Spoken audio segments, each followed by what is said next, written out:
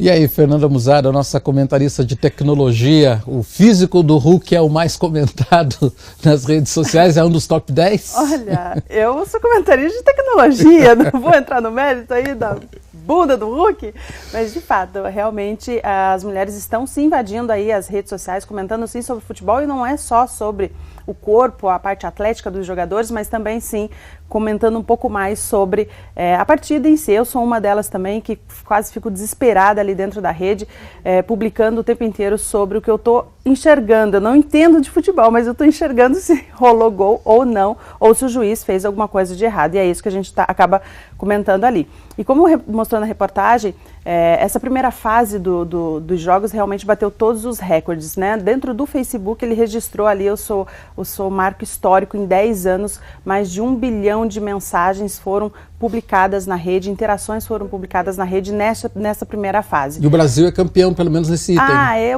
O Brasil é campeão sempre em todos os itens possíveis. Falou internet, falou em rede social, o Brasil sai na frente sempre. Só para você ter uma ideia, foram 23 milhões de usuários só no Facebook comentando da partida de Brasil e Chile. No Twitter, 16 milhões também bateu todos os recordes. Nada de Super Bowl, Oscar, nada disso. O negócio é Copa do Mundo e é brasileiro compartilhando na rede. E outra coisa bem curiosa foi o dado que uma pesquisa que saiu recentemente com relação às operadoras, foram a quantidade de selfies e fotos publicadas durante essa primeira fase. Foram 32 milhões de fotos. Isso porque a gente só está na metade do campeonato, então tem muita coisa ainda que vai acontecer. Com certeza, todos os recordes possíveis nós vamos quebrar. E jogadores da seleção também são recordistas de selfie. Com certeza, Neymar, Hulk, Davi Luiz, todos eles compartilham bastante, acaba fomentando ainda mais, acaba instigando ainda mais o brasileiro a compartilhar, ele se sente valorizado. Quer dizer, o recorde foi batido, né? Era 18 milhões, foi para 23 milhões. Será que contra a Colômbia teremos um novo recorde? Ou isso também depende do jogo? E depende muito do jogo, né? Se tiver ali... A gente teve um jogo muito difícil. Brasil e Chile, todo mundo entrou quase em desespero ali de tanto nervoso.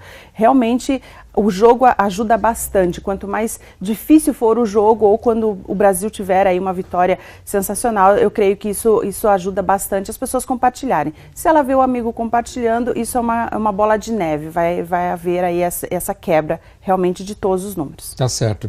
Vamos mudar de assunto agora? Nós mostramos na semana passada que Curitiba ganhou a primeira loja física para troca de bitcoins do país. E muita gente não sabe o que é bitcoins, né? Não tem problema, a gente vai explicar de novo na matéria do Douglas Bandeira e depois a gente comenta com a Fernanda Musarda. Você sabe o que é uma Bitcoin?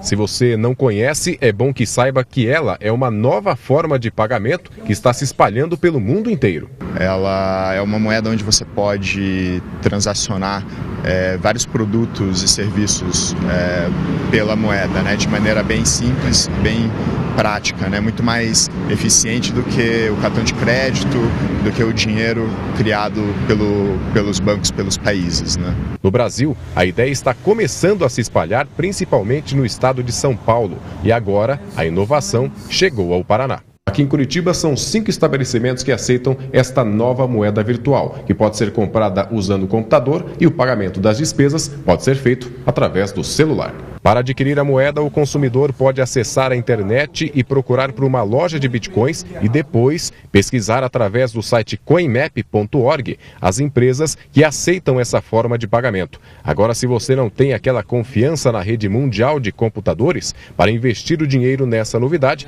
Curitiba tem a primeira loja física do Brasil de bitcoins. Pela facilidade, né, das pessoas terem acesso a uma loja física, poder conhecer né, uma pessoa que vai na hora do momento da compra, né, da Bitcoin, é a segurança, né? Então, e também para a gente levar a Bitcoin para as ruas, né, para as empresas como forma de aceitação. O mercado brasileiro movimenta em torno de 11 milhões de reais só com essa moeda. Mas para os especialistas, esse número pode aumentar nos próximos anos. Acho que no futuro a gente vai ver a tecnologia, né, o protocolo Bitcoin sendo utilizado em uma larga escala. Assim como a internet na década de 90, aos poucos foi ganhando corpo, foi ganhando uso, o Bitcoin ainda também aos poucos está ganhando expressão no mundo. Bom, Fernando, explica pra gente aí esse Bitcoin que muita gente não entende, mas já tem gente ganhando dinheiro com essa história. Como é que funciona esse Bitcoin? Tá, é uma moeda virtual. Ela foi criada em 2009. Então é uma moeda virtual, só funciona realmente no meio virtual. Estamos externando agora a utilização do Bitcoin para a vida real, para o mundo offline. Você pode trabalhar com Bitcoin de 3 formas: comprar, receber, né, ou minerar. Minerar é a forma mais complexa que tem de trabalhar com o Bitcoin. Minerar o que é? É você instalar um sistema no seu computador para mineração de dados e disponibilizar esse seu computador para que a rede peer-to-peer, que é de pessoa para pessoa, como é formada esse Bitcoin, utilizar o seu computador. Como você oferece seu computador e trabalha com essa mineração, você recebe, a forma de remuneração é o Bitcoin. Você pode comprar o Bitcoin. Hoje, se você tiver R$1.500, que é a cotação do dia, você consegue comprar um Bitcoin. Apenas uma mísera moedinha, mas que acaba sendo bem valorizada. Ou você pode receber Bitcoin. Se você tem aí um comércio, você pode aceitar como meio de pagamento o Bitcoin. O que é a grande sacada, o que vem chamando bastante atenção do Bitcoin é que ele não tem o fato dele não ter um centralizador. Não existe um banco ou um governo, uma agência regulamentadora. É a própria rede que acaba regulamentando. Tanto é que quando você realiza alguma transação, quem aprova a sua transação, quem confirma, quem deixa ela confirmada com uma transação é a própria rede. Então acaba sendo uma forma muito distribuída e onde todos acabam participando usando o Bitcoin. E você falou que é uma moeda, ela não existe, mas então como é que as pessoas ganham dinheiro com ela?